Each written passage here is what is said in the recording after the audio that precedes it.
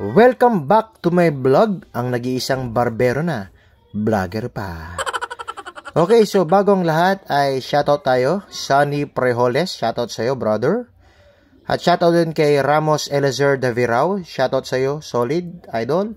Kay HJ Barbs Vlog, shoutout din, idol, solid. Salamat po sa patuloy na suporta. Shoutout din sa ating mga silent viewer. Okay, so napakadaldal na natin. Dito inumpisahan ko ng number kalimutan ko na doon. Okay, number 1 guard na tayo. Tapos 1.5 guard yata yung kanina. Okay, sorry, nakalimutan ko. Okay, tapos clipper overcomb, yung ginawa natin kanina, and then tayo lining na tayo agad dito. Gawa na tayo ng foundation natin. Sarap talaga pang ahit nitong kuha na ito ay, panghagod ba? Itong shinon na ito. Sarap, talim. Okay, so dito half tayo. Siguro mga wala pang kalahati.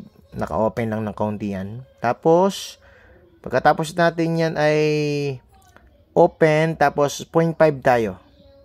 Open and close. Hindi naman all the way open yan. Konting-konti lang na nakaangat yan. Blending kasi tayo. Okay.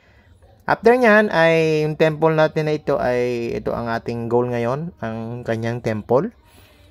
Yung temple cup kung tawagin ay ito ay pinag-aaralan natin para mas malupitan ba. Itong sarap talaga pangkutkutan nitong shinon na ito ayo.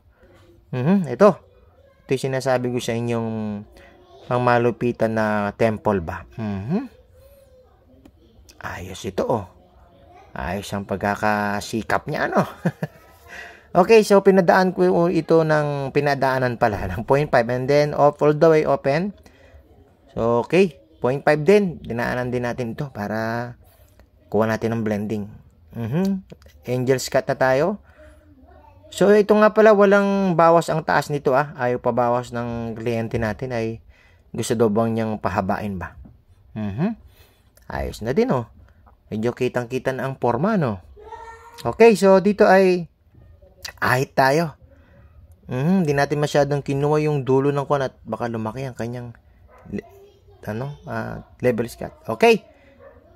Dahan-dahan lang tayo dito sa cup na ito. Ito kasi nagdadala ng kuwan faded na ganito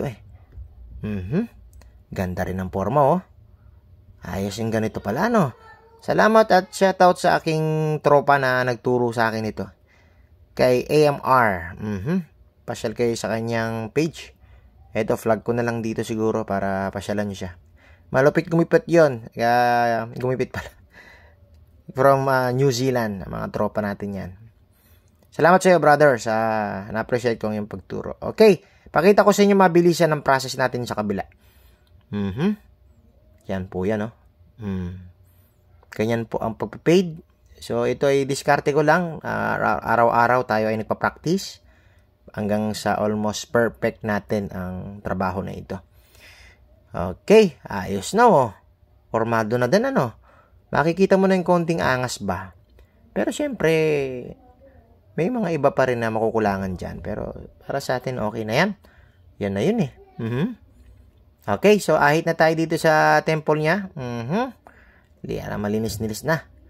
Yun na kasi yung kwa na ito. Yung ganda na ito Okay. Pakita ko sa inyo yung angel's cut din natin dito sa kabila. Ganda na rin ang forma kahit hindi pa tapos. Pasinin mo yung kanyang pagkaka-fade. Kumamit ako ng planketa rito. Ayun. Okay. Itong kanyang buhok, bago natin gupitan, medyo makapal ba? Mukhang mapapalaban talaga ang W mark dito ay. Pero malakas kasi ang W mark. Okay, ito ang ating finished product. Ganda rin Pwede na. Ganda ng temple niya Formado ang cup na cup ang Ito yung gilid Linis din. Forma rin ang kabilaan ng gilid May mga dark spot lang kasi medyo ginabinay. Last but na ito Okay. Ito ang kanyang magandang formado.